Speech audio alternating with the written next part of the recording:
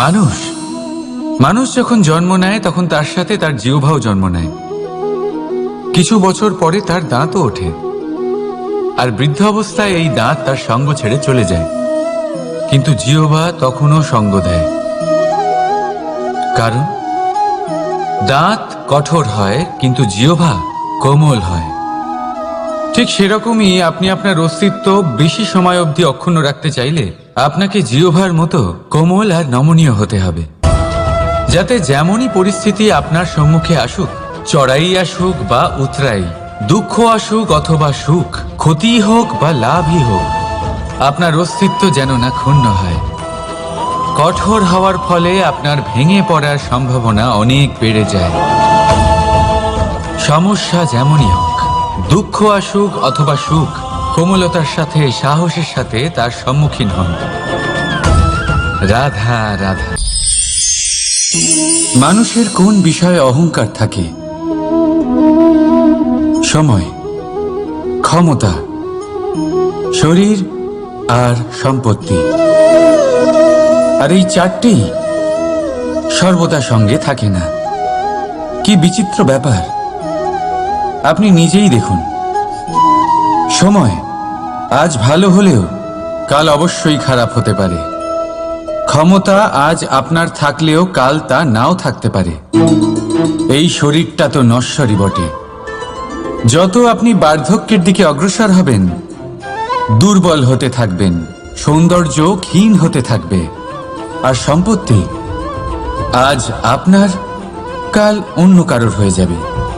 আর এই সমস্ত নশ্বর জিনিসে মন কেন্দ্রীভূত করতে করতে ব্যক্তি ভুলে যান সেই বিষয়গুলি যা সর্বদা আপনার সাথে থাকবে, আপনার ঢাল হবে, আপনার সম্বল হয়ে থাকবে।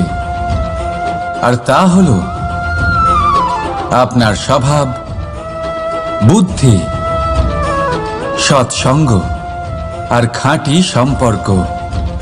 নিজের স্বভাব শীতল রাখুন, কর্মে বুদ্ধির পরিচয় দিন, সর্বদা ভালো মানুষের সাথে সময় কাটান, আর খাঁটি সম্পর্ক সর্বদা পালন করুন।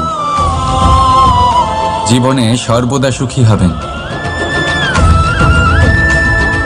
রাধা রাধা। কথায় আছে যে ভাগ্যের খেলা অত্যন্ত বিকট হয়। দেবতারাও বুঝতে পারেন না যে এই খেলা কি। আমরা তো শুধু সাধারণ মানুষ। ঠিক আছে, সিদ্ধান্তের কথা বলি। সিদ্ধান্ত নেওয়া তো আপনারই হাতে আছে। কেন? দেখুন, ভাগ্য আপনার সিদ্ধান্ত পাল্টাতে পারে না, কিন্তু আপনার সিদ্ধান্ত, এটা আপনার ভাগ্য অবশ্যই পাল্টাতে পারে। তাই ভাগ্যের উপরে নির্ভরশীল থাকবেন না। মনোসংযোগ করুন আজকের সিদ্ধান্তের ওপর। শান্ত মনে বিচার করুন, তারপর সিদ্ধান্ত নিন, কারণ এই সিদ্ধান্ত এটা বড়ই গুরুত্বপূর্ণ। আপনার আজকের সিদ্ধান্ত আপনার ভবিষ্যতের কাঠামো। আপনার আজকের এই সিদ্ধান্ত ভবিষ্যতে সৌভাগ্য হতে পারে, আবার দুর্ভাগ্য হয়ে দাঁড়াতে পারে। সিদ্ধান্ত আপনার। রাধা রাধা। আমরা সবাই মন্দিরে যাই, ঈশ্বরের সামনে হাত জড়ো করে বসি আর নিজের ইচ্ছে প্রকাশ করি। কখনো ভেবেছেন ঈশ্বরের কেমন লাগতে পারে যে আমার ভক্তরা আমার কাছে আসে শুধুমাত্র নিজের ইচ্ছে পূরণের জন্য, আমার সাথে দেখা করতে নয়? অসংখ্য লোক মন্দিরে যান নিজের ইচ্ছে ঈশ্বরকে জানানোর জন্য। যদি তাদের ইচ্ছে পূরণ না হয়, তারা হতাশ হয়ে পড়েন। এবার থেকে যখনই আপনি মন্দিরে যাবেন, ঈশ্বরের সামনে বসবেন, হাত জড়ো করবেন আর বলবেন, ধন্যবাদ, ধন্যবাদ ঈশ্বর যে আপনি আমাকে যা দিয়েছেন তাতেই আমি খুশি। শুধু আমাকে পথ দেখাবেন যে কিভাবে আমি নিজের কর্মের দ্বারা, শুধু আমার কর্মের দ্বারা সেই সব পেতে পারি যা আমি চাই। ঈশ্বরের থেকে শুধু চাইতে গেলে তাহলে ঈশ্বরের কাছে নিজেকে অনেক ছোট মনে হবে। কিন্তু যদি নিজের কর্ম করে তারপর ঈশ্বরকে ধন্যবাদ জানান, তাহলে সঠিক রূপে আপনি ঈশ্বর লাভ করবেন। রাধা রাধা। মন্থন।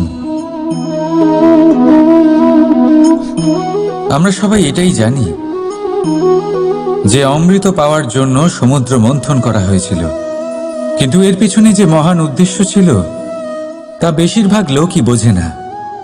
আজ সেই মহান উদ্দেশ্য আমি আপনাদের বুঝিয়ে বলছি। আমাদের জীবনে এই অমৃত লাভ করার জন্য পথপ্রদর্শক হয় মন্থন। তারপরে আমরা করি প্রতিজ্ঞা, তারপর নিই প্রস্তুতি, যেটা দেবতারা আর অসুরেরা একসাথে করেছিলেন। তারপর আমরা করি চেষ্টা। বাসুকীর মুখ থেকে বিশ্বশ্বাস নির্গত হওয়া এটা প্রারম্ভিক বাধা হয়ে দাঁড়িয়েছিল, তবুও আমাদের লক্ষ্য দৃঢ় ছিল। যদিও সমুদ্র মন্থন থেকে হলাহল উঠে এলো, আমরা ভয় পাইনি, আমরা সেটার মোকাবিলা করলাম। ঠিক সেই পথেই যখন আমরা অনেক অমূল্য রত্ন পেলাম, নক্ষত্র পেলাম, সেটার প্রতি আকর্ষিত না হয়ে অমৃত লাভ করার পরেই আমরা শান্ত হলাম। এইভাবে যদি আপনি নিজের জীবনে প্রতিজ্ঞা, প্রস্তুতি, চেষ্টা, দৃঢ় নিশ্চয়, অটল থাকা আর আকর্ষণ থেকে বিরত থাকেন, যদি এইসব গুণ আপনার ভেতরে একত্রিত করে নেন, তাহলে আপনিও আপনার জীবনের অমৃত অবশ্যই লাভ করবেন। রাধা রাধা। আশ্চর্য ব্যাপার, তাই না? আমাদের সবসময় আমাদের নাম ধরে ডাকা হয়, নাম দিয়েই আমাদের পরিচয়। এই নামই আমাদের ইতিহাসে স্থান বানাতে আমাদের সাহায্য করে। সুনাম অর্জন করতে মানুষ কি না করে থাকে, নামে যাতে কলঙ্ক না লাগে তার জন্য মানুষ কি না করে থাকে। জীবনে আপনি যা পেয়েছেন, অর্থ, সম্পত্তি, সুখ, এই সব কিছুই নামের কাছে মূল্যহীন। নাম সর্বদা উচ্চ স্থানে থাকে। এই নামকরণের অনুষ্ঠান আমাদের কাছে অত্যন্ত গুরুত্বপূর্ণ। এবারে আপনার কি মনে হয় আমি কোন নামের কথা বলছি? সেই নাম যা আমরা জন্ম থেকে পেয়েছি? না, আমি সেই নামের কথা বলছি যা আমরা নিজের কর্ম দ্বারা অর্জন করেছি। যা জন্মের সময় পেয়েছি তা মৃত্যুর সাথে চলে যাবে, কিন্তু যে নাম কর্মের দ্বারা অর্জন করেছি সেটা আমাদের অমর করবে। মাতা পিতা আমাদের জন্ম দেয়, জন্মের সাথে সম্পর্ক দেয়, সমাজ থেকে পাই বন্ধু, প্রকৃতি থেকে পাই খাদ্য। যদি এমন কিছু থাকে যা আমরা নিজের যোগ্যতায় পাই, তা হলো আমাদের কর্মের ফল, সেই নাম যা আমরা আমাদের কর্মের দ্বারা অর্জন করেছি। তাই সর্বদা ভালো কর্ম করুন আর আমার সাথে ভালোবেসে বলুন রাধা রাধা। মানুষ বড়ই বিচিত্র প্রাণী, সব সময় লড়াই করতে থাকে, সব সময় চেষ্টা করে যাতে সেই শ্রেষ্ঠ হয়, চেষ্টা করে যাতে তার সামনে সবার মাথা নত হয়। তাই সবার আগে শক্তি অর্জন করার চেষ্টা করে, সে শক্তি অর্জন করেও নেয় আর তারপর ভয় দেখিয়ে সবাইকে নিজের সামনে নত করে। কিন্তু একটা গুরুত্বপূর্ণ কথা ভুলে যায়, বুঝতেই পারে না। দেখুন, আমি আপনাকে একটা উদাহরণ দিই। আপনি নিশ্চয়ই বৃক্ষ এবং তার ডালপালা দেখেছেন, যা ফলের ভারে নিচু হয়ে যায়। ফল পড়ে গেলে আবার সে উঠে যায়, তারপর আরও একটা ফল হয়, সেটাও পড়ে গেলে আবার উঠে যায়, সর্বদা নত থাকে না। কখনো হাঁটতে গিয়ে আপনি নিশ্চয়ই দেখে থাকবেন যে আপনার পা কোনো ফুলের ওপরে পড়লে তা নত হয়ে যায়, কিন্তু যেই আপনি পা সরাবেন সেই ফুল আবার উঠে দাঁড়ায়। একটা অত্যন্ত গুরুত্বপূর্ণ কথা মনে রাখবেন, যে শির ভয়ভীত হয়ে আপনার সামনে নত হয়, সেই শিরই বিরোধিতা করতে সবার আগে দাঁড়াবে। আপনি জিতে নিন, সবাইকে জিতে নিন, কিন্তু ক্ষমতার দ্বারা নয়। তাদের জিতুন প্রেমের সাহায্যে। রাধা রাধা। ঈশ্বর লতা পাতাকে দাঁড়িয়ে থাকার শক্তি দেননি, ঈশ্বর এই শক্তি দিয়েছেন বৃক্ষকে। এই লতা পাতা বৃক্ষের সাহায্যে দাঁড়িয়ে থাকে, তাতেই বিকশিত হয়। এবার এই লতা পাতা দুই ধরনের হয়। প্রথম সে যে এই বৃক্ষতে বিকশিত হয়, ফুল ফুটিয়ে তোলে, নিজেকেও সুন্দর বানায়, বৃক্ষকেও সুন্দর বানিয়ে তোলে। দ্বিতীয় সে যে বৃক্ষকে পুরোপুরি শুকিয়ে দেয়, তার প্রাণ শক্তি তার থেকে কেড়ে নেয়। একটা শিক্ষা, সমস্ত মাতা পিতার জন্য একটা শিক্ষা। মাতা পিতাও তো এরকমই হন, তাদের নিজেদের সন্তানকে সঠিক সময় মতো শ্রেষ্ঠ শিক্ষা দেওয়া উচিত। মাতা পিতা যেন কখনো তাদের বিধাতা না হতে চান, কিন্তু প্রতিটা মুহূর্তে সবসময় চেষ্টা করুন তাদের সঠিক পথ দেখানোর, কখনো কোমলতা দিয়ে, কখনো ভালোবাসা দিয়ে, আর কখনো কঠোর হয়ে। তার জীবনকে, তার ব্যক্তিত্বকে আকার দেওয়ার চেষ্টা করুন, কারণ যেমন মাটি একবার শুকিয়ে গেলে তারপর সেই পাত্রের আকার বদলানো যায় না, ঠিক সেইভাবেই আয়ুর বৃদ্ধির সাথে সন্তানের শিক্ষা কখনোই বদলানো যায় না। তা মনে রাখবেন। রাধা রাধা। আপনি কি কখনো কোনো প্রজাপতি দেখেছেন? ভালো নিশ্চয়ই লাগে। আসলে প্রজাপতি কার না ভালো লাগে? ছোট হোক বা বড়, প্রজাপতিকে সবার ভালো লাগে। এবারে ভাবুন, এই প্রজাপতির সূত্রপাত কি করে হয়?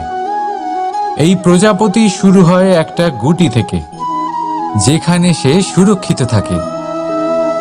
গুটি ভেঙে যখন সে এই সংসারে আসে, তখন একটা কীট রূপে থাকে। কীট যে ভূমির ওপরে চলাচল করে, যে বৃক্ষের পাতার ওপরে সুরক্ষিত থাকে।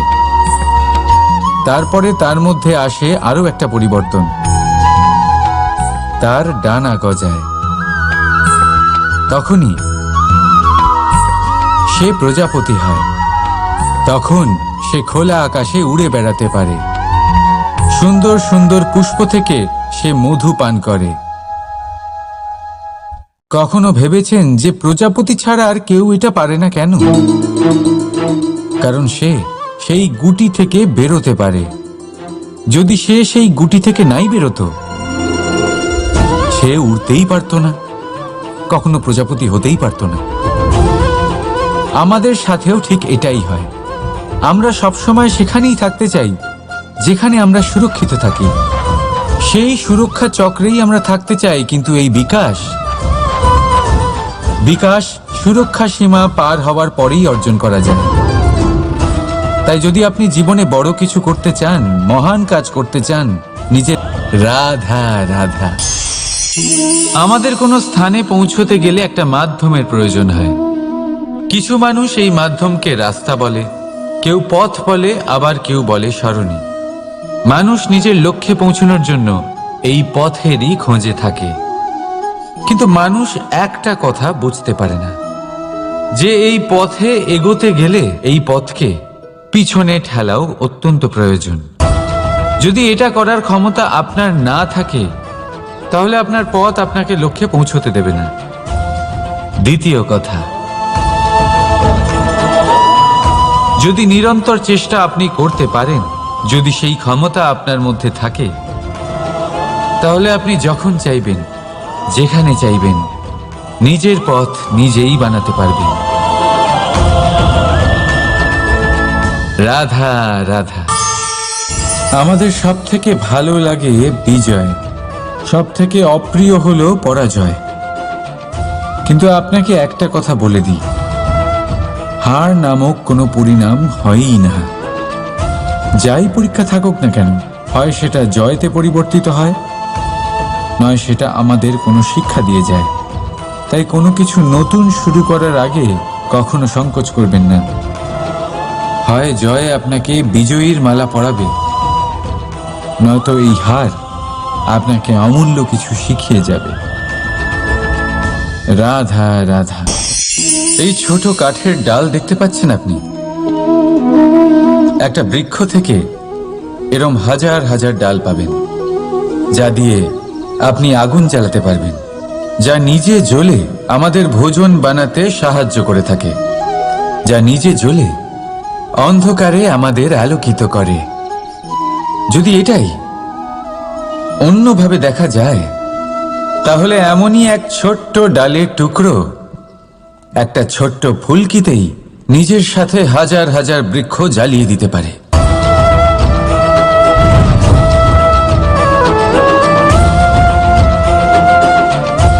পার্থক্য কোথায়? পার্থক্য হলো শুধু দৃষ্টিভঙ্গিতে, মানসিকতায়। যদি এই মন শীতল রাখেন, শান্ত রাখেন, তাহলে অসংখ্য মানুষের জীবন আলোকিত করবেন। যদি ক্রোধ আর অহংকারের আগুনে জ্বলতে থাকেন, তাহলে শুধুমাত্র বিনাশ করবেন। সিদ্ধান্ত আপনার। রাধা রাধা। আজ বিজয়া দশমী, সেই দিন যবে শ্রীরাম রাবণকে বধ করেছিলেন। এ হলো সেই দিন যেদিন শ্রীরাম লঙ্কা জয় করেছিলেন। লোকে বলে এটা খারাপের বিরুদ্ধে ভালোর জয়ের প্রতীক। এটাকে দেখার আরো একটা দিক আছে। আগে হ্যাঁ, এটা ভালোবাসার জয়ের প্রতীক। এটা পরিবারের জয়ের প্রতীক। আপনি তো নিশ্চয়ই জানেন যে রাবণ মহাজ্ঞানী ছিল, মহা শক্তিশালী ছিল, মহাদেবের পরম ভক্ত ছিল রাবণ। এবার যে ব্যক্তি কৈলাস পর্বত তুলতে পারত, সেই ব্যক্তি নিজে এক কাটা বৃক্ষের মতো শ্রীরামের চরণে পড়েছিল। সমস্ত বাধা আপনি অতিক্রম করবেন। রাধা রাধা। আপনি কি কখনো শুনেছেন হরিণ সিংহের থেকে পালানোর বদলে তার সাথে লড়াই করেছে? হরিণ সিংহকে আক্রমণ করেছে, কখনো শুনেছেন? কখনো না। কিন্তু এরকম হতেই পারে, এরকম হয়েই থাকে। আর এটা তখনই হয় যখন হরিণের শাবক বিপদে পড়ে। যখন তার সিংহের কবলে পড়ার ভয় থাকে, তখন হরিণীও এসে সিংহের সাথে লড়াই করতে থাকে। কারণ সে একজন মা, আর মা তার সন্তানের জন্য সবকিছু করতে পারে। এ হলো মায়ের স্নেহ, যেটা যত নরম হতে পারে ঠিক ততটাই কঠোরও হতে পারে। আর তার সন্তানের মঙ্গলের জন্য সে ক্রোধের সমস্ত সীমা পার করে তার সন্তানকে রক্ষা করেই ছাড়বে। আর সেই জন্যই তো মাকে সন্তানের জীবনে সব থেকে বড় ঢাল বলা হয়। এই মাকে আমার শত কোটি প্রণাম। রাধা রাধা। নবরাত্রির শুভ সূচনা হয়ে গেছে, আর এই সময় অত্যন্ত শুভ, কারণ এই সময় জগৎ মাতার সাথে জড়িত। মা কত ছোট একটা শব্দ, কিন্তু যদি ভালোভাবে দেখেন তাহলে সমগ্র সংসার এই শব্দের মধ্যে লুকিয়ে। মা যে তার সন্তানের জন্য যথাসম্ভব চেষ্টা করে, সবকিছু করতে প্রস্তুত থাকে। মা যার সব থেকে বড় গুণ অটল থাকা। মনের মধ্যে না কোনো অসৎ উদ্দেশ্য, না কোনো ভেদাভেদ, না কোনো ছল চাতুরি। বড়ই সরল হয় এই মা।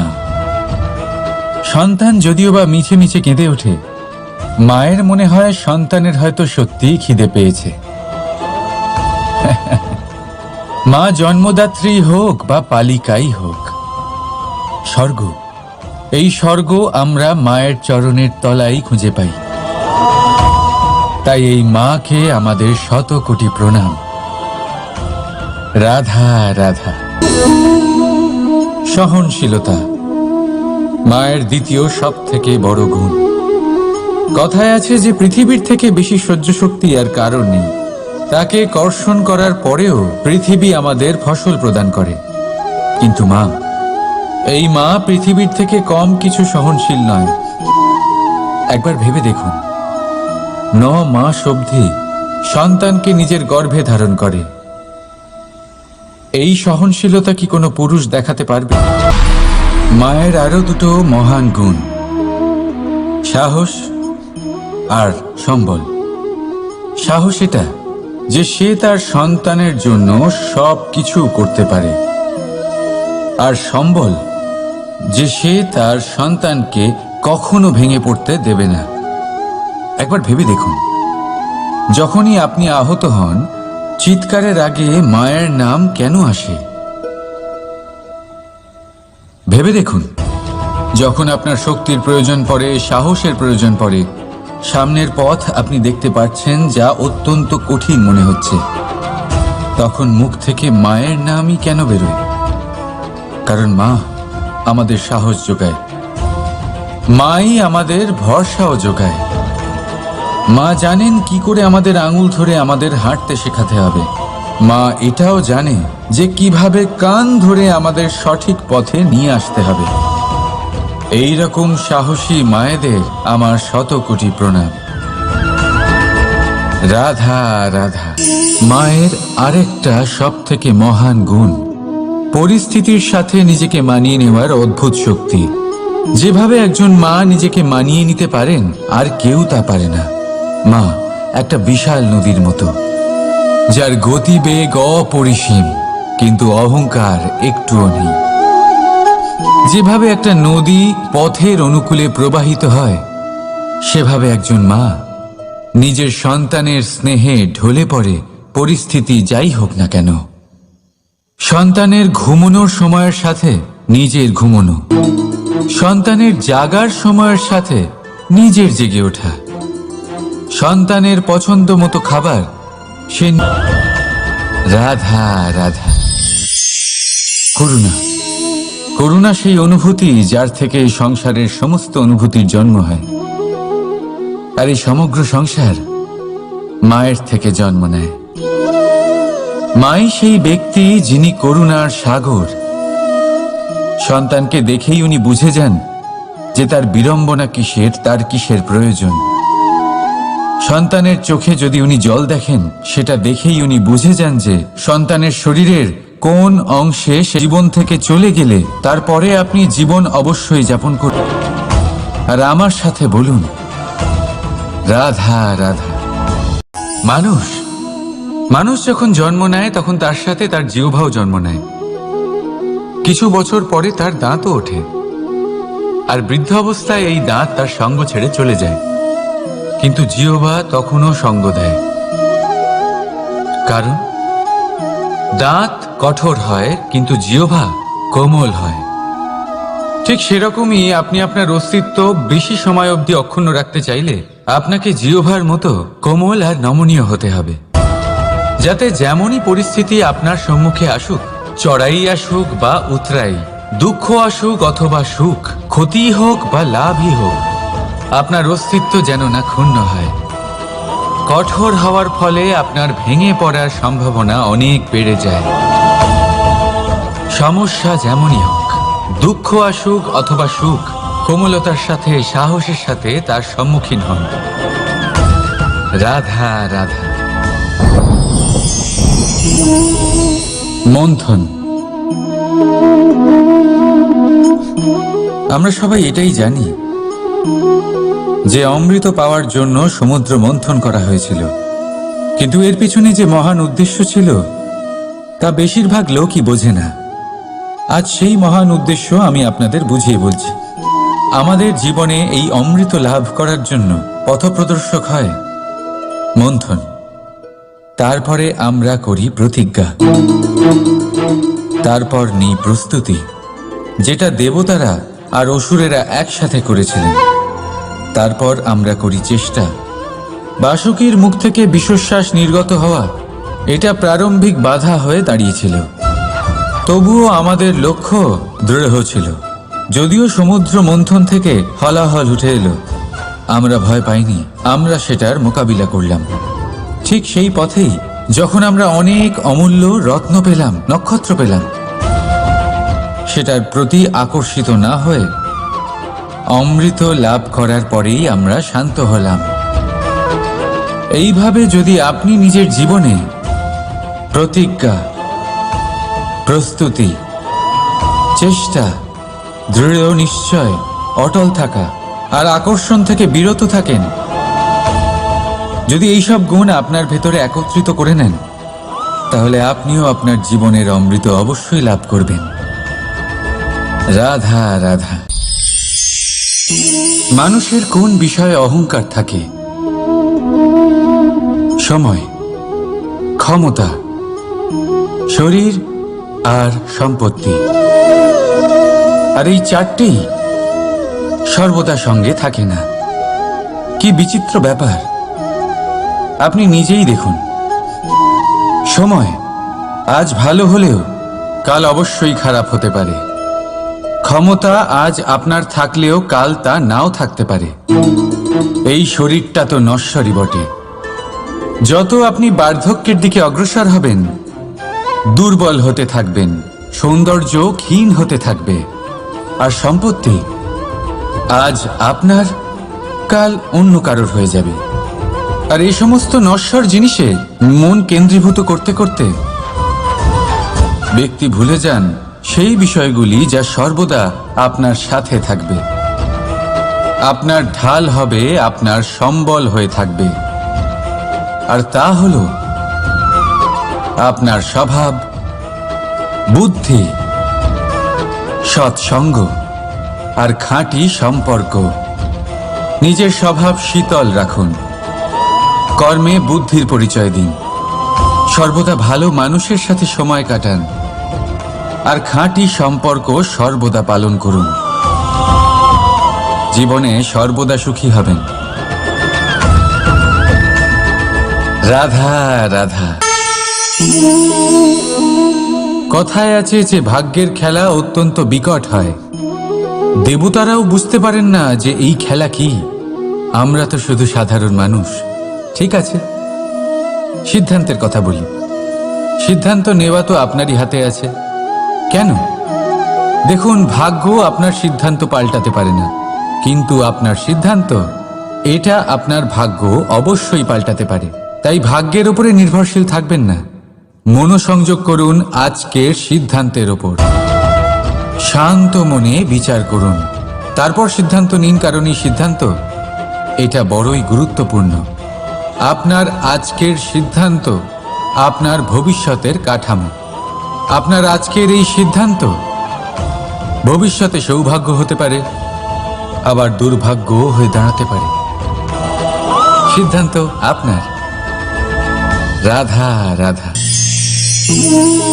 আমরা সবাই মন্দিরে যাই, ঈশ্বরের সামনে হাত জড়ো করে বসি আর নিজের ইচ্ছে প্রকাশ করি। কখনো ভেবেছেন ঈশ্বরের কেমন লাগতে পারে যে আমার ভক্তরা আমার কাছে আসে শুধুমাত্র নিজের ইচ্ছে পূরণের জন্য, আমার সাথে দেখা করতে নয়? অসংখ্য লোক মন্দিরে যান নিজের ইচ্ছে ঈশ্বরকে জানানোর জন্য। যদি তাদের ইচ্ছে পূরণ না হয়, তারা হতাশ হয়ে পড়েন। এবার থেকে যখনই আপনি মন্দিরে যাবেন, ঈশ্বরের সামনে বসবেন, হাত জড়ো করবেন আর বলবেন, ধন্যবাদ, ধন্যবাদ ঈশ্বর যে আপনি আমাকে যা দিয়েছেন তাতেই আমি খুশি। শুধু আমাকে পথ দেখাবেন যে কিভাবে আমি নিজের কর্মের দ্বারা, শুধু আমার কর্মের দ্বারা সেই সব পেতে পারি যা আমি চাই। ঈশ্বরের থেকে শুধু চাইতে গেলে তাহলে ঈশ্বরের কাছে নিজেকে অনেক ছোট মনে হবে। কিন্তু যদি নিজের কর্ম করে তারপর ঈশ্বরকে ধন্যবাদ জানান, তাহলে সঠিক রূপে আপনি ঈশ্বর লাভ করবেন। রাধা রাধা। আশ্চর্য ব্যাপার, তাই না? আমাদের সবসময় আমাদের নাম ধরে ডাকা হয়, নাম দিয়েই আমাদের পরিচয়। এই নামই আমাদের ইতিহাসে স্থান বানাতে আমাদের সাহায্য করে। সুনাম অর্জন করতে মানুষ কি না করে থাকে, নামে যাতে কলঙ্ক না লাগে তার জন্য মানুষ কি না করে থাকে। জীবনে আপনি যা পেয়েছেন, অর্থ, সম্পত্তি, সুখ, এই সব কিছুই নামের কাছে মূল্যহীন। নাম সর্বদা উচ্চ স্থানে থাকে। এই নামকরণের অনুষ্ঠান আমাদের কাছে অত্যন্ত গুরুত্বপূর্ণ। এবারে আপনার কি মনে হয় আমি কোন নামের কথা বলছি? সেই নাম যা আমরা জন্ম থেকে পেয়েছি? না, আমি সেই নামের কথা বলছি যা আমরা নিজের কর্ম দ্বারা অর্জন করেছি। যা জন্মের সময় পেয়েছি তা মৃত্যুর সাথে চলে যাবে, কিন্তু যে নাম কর্মের দ্বারা অর্জন করেছি সেটা আমাদের অমর করবে। মাতা পিতা আমাদের জন্ম দেয়, জন্মের সাথে সম্পর্ক দেয়, সমাজ থেকে পাই বন্ধু, প্রকৃতি থেকে পাই খাদ্য। যদি এমন কিছু থাকে যা আমরা নিজের যোগ্যতায় পাই, তা হলো আমাদের কর্মের ফল, সেই নাম যা আমরা আমাদের কর্মের দ্বারা অর্জন করেছি। তাই সর্বদা ভালো কর্ম করুন, আর আমার সাথে ভালোবেসে বলুন, রাধা রাধা। মানুষ বড়ই বিচিত্র প্রাণী, সব সময় লড়াই করতে থাকে, সব সময় চেষ্টা করে যাতে সেই শ্রেষ্ঠ হয়, চেষ্টা করে যাতে তার সামনে সবার মাথা নত হয়।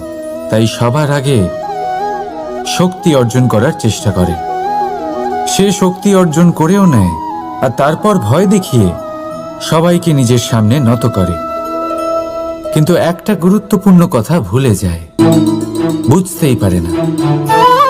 দেখুন, আমি আপনাকে একটা উদাহরণ দিই। আপনি নিশ্চয়ই বৃক্ষ এবং তার ডালপালা দেখেছেন, যা ফলের ভারে নিচু হয়ে যায়। ফল পড়ে গেলে আবার সে উঠে যায়, তারপর আরও একটা ফল হয়, সেটাও পড়ে গেলে আবার উঠে যায়, সর্বদা নত থাকে না। কখনো হাঁটতে গিয়ে আপনি নিশ্চয়ই দেখে থাকবেন যে আপনার পা কোনো ফুলের ওপরে পড়লে তা নত হয়ে যায়, কিন্তু যেই আপনি পা সরাবেন সেই ফুল আবার উঠে দাঁড়ায়। একটা অত্যন্ত গুরুত্বপূর্ণ কথা মনে রাখবেন, যে শির ভয়ভীত হয়ে আপনার সামনে নত হয়, সেই শিরই বিরোধিতা করতে সবার আগে দাঁড়াবে। আপনি জিতে নিন, সবাইকে জিতে নিন, কিন্তু ক্ষমতার দ্বারা নয়। তাদের জিতুন প্রেমের সাহায্যে। রাধা রাধা। ঈশ্বর লতা পাতাকে দাঁড়িয়ে থাকার শক্তি দেননি, ঈশ্বর এই শক্তি দিয়েছেন বৃক্ষকে। এই লতা পাতা বৃক্ষের সাহায্যে দাঁড়িয়ে থাকে, তাতেই বিকশিত হয়। এবার এই লতা পাতা দুই ধরনের হয়।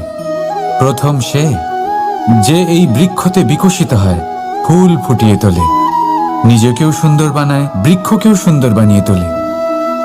দ্বিতীয় সে যে বৃক্ষকে পুরোপুরি শুকিয়ে দেয়, তার প্রাণ শক্তি তার থেকে। রাধা রাধা।